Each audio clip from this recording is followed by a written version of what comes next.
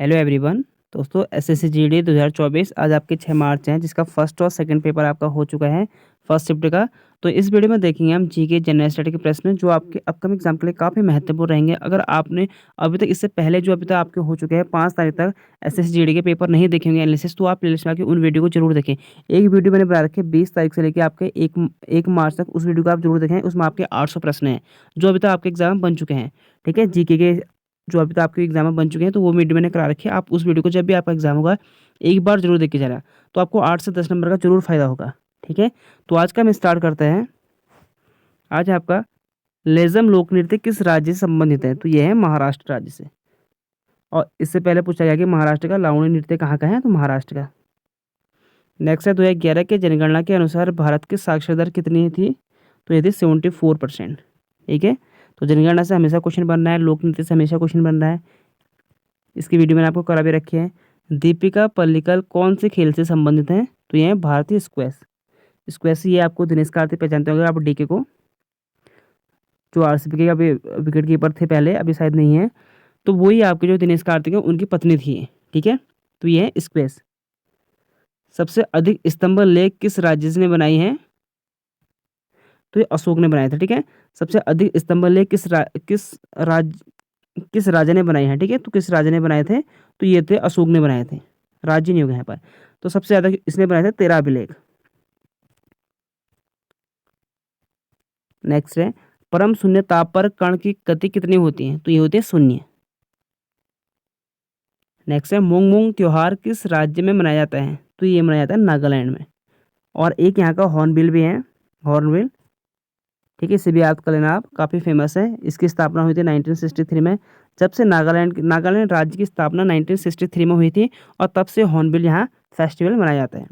और मोंग मोंग त्यौहार भी जो है आपके नागालैंड में एक फसल होती है वहाँ, उसके त्यौहार पर मनाया जाता है। ठीक है, नेक्स्ट है आपका खो खो में खिलाड़ियों की संख्या कितनी होती है? तो ये होती है 9। काफ़ी एग्जाम में बन चुका है कि खो खो इससे पहले बना है। खो खो हो गया, क्रिकेट में हो गया 11, हॉकी में आपके 11 होते हैं। तो आप इन सबको याद कर लेना है, इनसे क्वेश्चन बन रहे हैं। और पंचवर्षीय आपके हर शिफ्ट में क्वेश्चन बन रहे हैं। चौथी पंचवर्षीय योजना किस मॉडल पर आधारित थी? तो ये डीआर गॉडगिल। देखो अच्छे से पढ़ लेना है।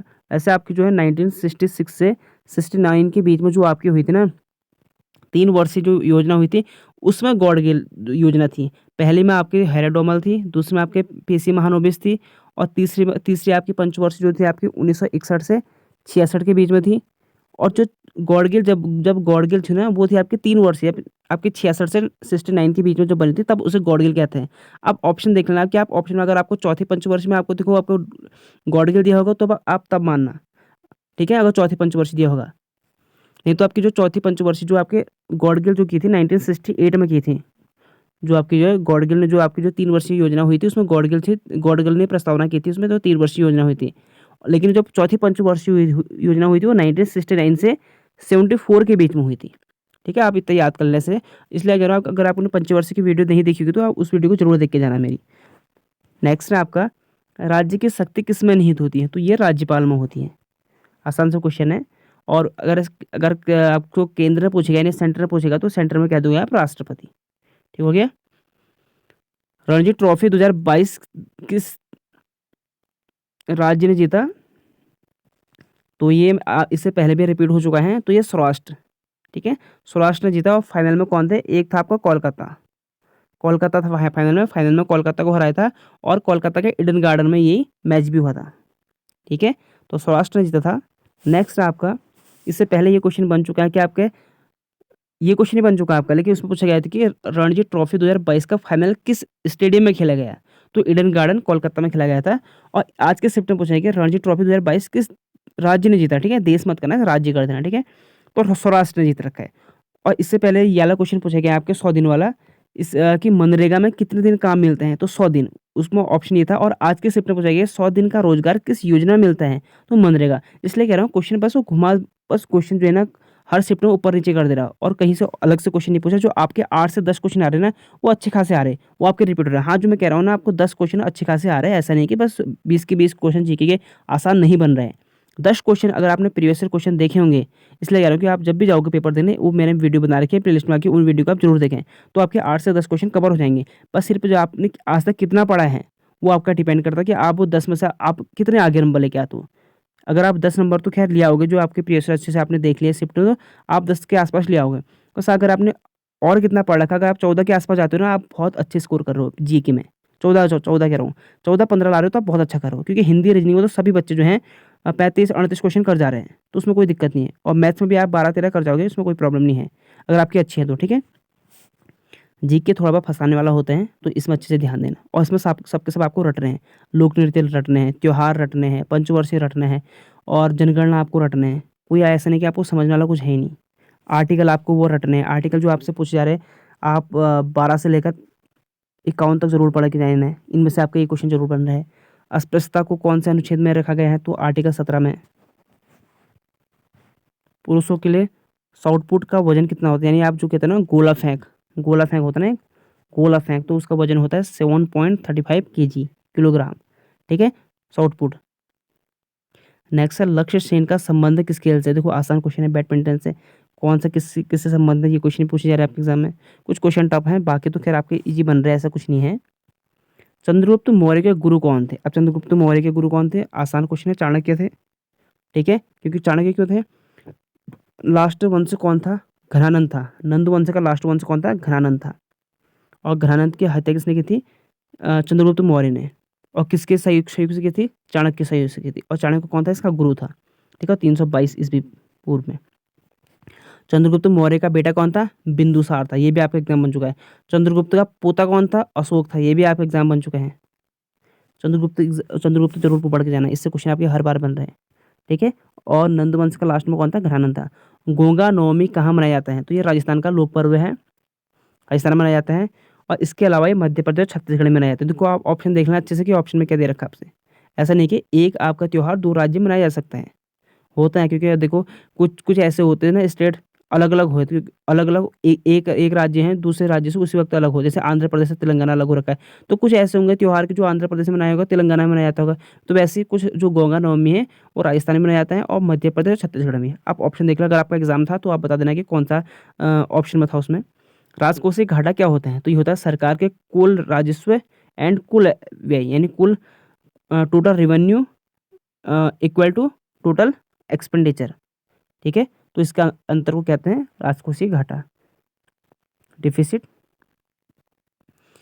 कुमुदुनी लखिया का संबंध किस नीति से है, कुमुदुनी लखिया का, ये थोड़ा बहुत टफ हो सकता है, लेकिन देखो आप पढ़ा होगा तो आपने होगा है। कोई नहीं, एक आध क्वेश्चन तो खैर आप छोड़ भी दोगे तो कोई प्रॉब्लम होती नहीं जीके में, अगर 2-3 क्वेश्चन छोड़ भी दो तो। बस सिर्फ जो आपका जो सब पे सही हो रहा है वो आपके गलत नहीं होने चाहिए, मेरा कहने का। अगर आप एक बात याद रखना, कॉम्पिटिशन का आपको निकालना है ना, एक बात याद जरूर रखना, जो सबके सही हो रहे हैं वो आपके गलत नहीं होने चाहिए। अगर आप जो सबके आसान क्वेश्चन सही हो रहे हैं वो अगर आपके गलत हो रहे हैं, तो आप कॉम्पिटिशन से ऑलरेडी बाहर हो। ठीक है, अगर जो सबके सही हो रहे हैं तो आपके भी सही हो रहे हैं, और कुछ ऐसे क्वेश्चन होंगे जो वो किसी को नहीं आएंगे। देखो आपने पढ़ाई कर रखी है, दूसरे भी वही पढ़ाई कर रखी है। अगर आपने लूसेंट पढ़ रखी है तो दूसरे भी वही पढ़ रखी है। एसएससी जीडी के लिए कोई अलग से लक्ष्मीकांत उठा के नहीं ले आता है, या कोई अलग से कोई बुक नहीं उठाता। वो सब सब जितने भी एसएससी जीडी वाले हो या यूपी पुलिस वाले हो, सारे के सारे जो हैं लूसेंट ही उठाते हैं, बस हो गया। ये लूसेंट उठाते हैं और कुछ कोई नहीं उठाते हैं, और उसे अच्छे से पढ़ते हैं, बस हो गया। ठीक है, तो आप ये मत समझना कि अगर कोई क्वेश्चन अगर टफ है तो सबके लिए टफ है फिर वो। जैसे कुमुदुनी लखिया का संबंध किस नीति से है, अब जिसने पढ़ा है तो उसके लिए तो कुछ टफ ही नहीं है, अब जिसने पढ़ा ही नहीं तो उसके लिए तो भाई कोई सभी क्वेश्चन टफ होते हैं। तो ये है कथक से, तो इन सभी कथकली से काफ़ी क्वेश्चन बन रहे हैं। राष्ट्रपति राज्यसभा में कितने सदस्यों को मनोनीत करता है, तो 12 सदस्यों को मनोनीत करता है। फुटबॉल का साइज कितना होता है, अब देखो ये थोड़ा बहुत डीप हो गया आपका, मैं मानता हूँ इन क्वेश्चनों को। जैसे आप साउथ पुट का उसने वजन पूछ लिया, फुटबॉल का साइज पूछ लिया, ये हो सकता है कि आपका टफ बन जाए।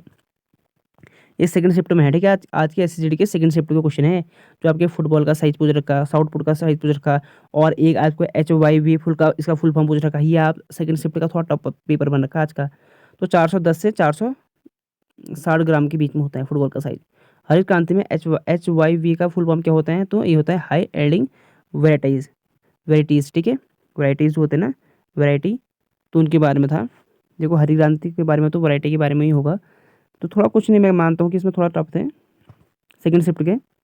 आप पूछेंगे चौथी पंचवर्षीय योजना की में किस पर जोर दिया गया था, तो चौथी पंचवर्षीय आप देख लो अच्छे से। चौथी पंचवर्षीय योजना 1969 से 74 के बीच में थी।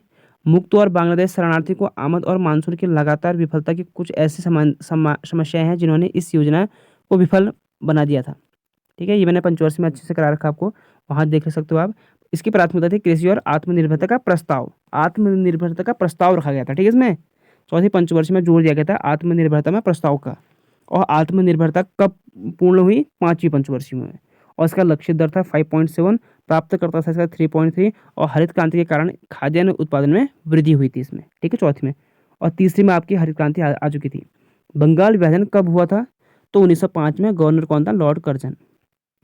विश्वकर्मा योजना से संबंधित क्वेश्चन था, लेकिन आप पूरा देख लो अच्छे से। क्वेश्चन क्या था ये पता नहीं चला, लेकिन आप देख लो इसमें क्या अन्य एग्जाम बन सकता है आपके। विश्वकर्मा प्रधानमंत्री मोदी द्वारा 1 फरवरी 2023 को प्रधानमंत्री विश्वकर्मा योजना शुरू की गई थी। ठीक है, इस योजना के अंतर्गत सरकार द्वारा पात्र लाभार्थी को विभिन्न प्रकार के प्रशिक्षण और ट्रेनिंग दी जाएगी। साथ ही उन्हें प्रशिक्षण के दौरान प्रतिदिन 500 रुपये की राशि प्रदान की जाएगी। यानी आप जो 18 वर्ष से ऊपर के हो इसमें काम कर सकते हो। विश्वकर्मा योजना जो 18 वर्ष से वही पात्र होंगे ना, 18 वर्ष से जो ऊपर के लाभार्थी होंगे। ठीक है, और एक पूछा गया था आपको बांसुरी, इतने हैं आपके बांसुरी वाद्य यंत्र से संबंधित क्वेश्चन था। आप देखो क्वेश्चन क्या था ये पता नहीं कि कौन, इस क्वेश्चन ये पूछा गया इनमें से कौन सा बांसुरी वादक से संबंधित है, लेकिन आप साफ जान लो कि कौन कौन से। हरिप्रसाद चौरसिया, ये आपसे इससे पहले एग्जाम में पूछ ले गए हैं कि हरिप्रसाद चौरसिया किस वाद्य यंत्र से संबंधित है, तो ये है आपके बांसुरी से। ठीक है, हरिप्रसाद चौरसिया। तो और भी देख लो आप, ऐसा आकाश, मायावरम सरस्वती अम्मल, के भास्करन, सिक्किल माला चंद्रशेखर। तो ठीक है, बाकी भी आप याद कर लो, आने वाले एग्जाम में बन सकता है आपके, और भी बन सकते, कोई और भी बन सकता है। ठीक है, हरिप्रसाद चौरसिया तो खैर आप इसे रट लो अच्छे से, ये काफ़ी इसके बांसुरी के बहुत वो तगड़े वो थे। तो ये थे, आई होप आपको वीडियो अच्छी लगी होगी। और वीडियो अच्छी लगी तो वीडियो को दोस्तों शेयर जरूर करना, और पहले बार चैनल पर आए हो तो चैनल को सब्सक्राइब जरूर करना, ताकि आने वाली वीडियो की आपको नोटिफिकेशन मिलती रहेगी। और रात के 8 बजे आपको जो है first, second, third and fourth shift के सारे के वीडियो आएंगे आपको, 4 शिफ्ट के। और उसमें आपको हिंदी और रीजनिंग के भी मैं बताऊंगा कि कौन कौन से अपने चैप्टर पढ़ के जाना है, हिंदी, रीजनिंग और मैथ्स के। ठीक है, तो मिलते हैं आपको नेक्स्ट वीडियो में। Thank you for watching.